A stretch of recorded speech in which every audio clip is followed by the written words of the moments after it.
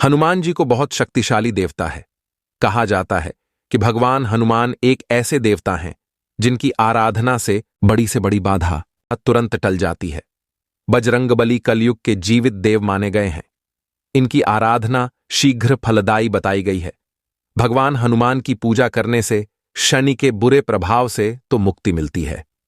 मान्यता है कि हनुमान जी अपने भक्तों की सारी पीड़ाएं और संकटों को दूर करते हैं।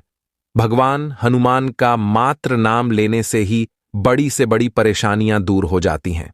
कहा जाता है कि हनुमान जी के नाम मात्र का उच्चारण करने से ही व्यक्ति सांसारिक सुखों को प्राप्त करता है।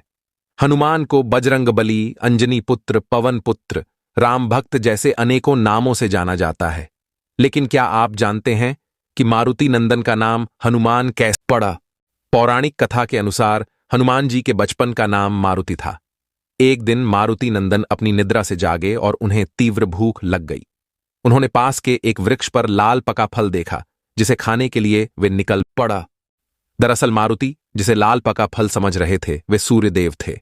वह अमावस्या का दिन था और राहु सूर्य पर ग्रहण लगने वाला था, लेकिन वे सूर्य को ग्रहण लग पाता उससे पहले ही हनुमान जी ने सूर्य को निगल लिया। राहु कुछ समझ नहीं पाए कि हो क्या रहा है। उन्होंने इंद्र से सहायता मांगी। इंद्रदेव के बार बार आग्रह करने पर जब हनुमान जी ने सूर्यदेव को मुक्त नहीं किया तो इंद्र ने वज्र से उनके मुख पर प्रहार किया, जिससे सूर्यदेव मुक्त हुए।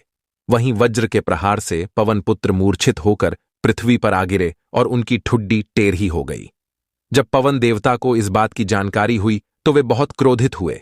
उन्होंने अपनी शक्ति से पूरे संसार में वायु के प्रवाह को रोक दिया, जिसके परिणाम स्वरूप पृथ्वी पर जीवों में त्राही त्राही मच उठी।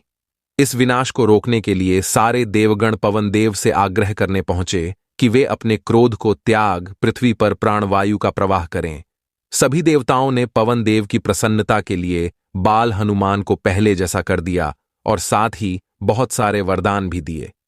देवताओं के वरदान से बालक हनुमान और भी ज्यादा शक्तिशाली हो गए, लेकिन वज्र के चोट से उनकी ठुड्डी टेढ़ी हो गई, जिसके कारण उनका एक नाम हनुमान पड़ा।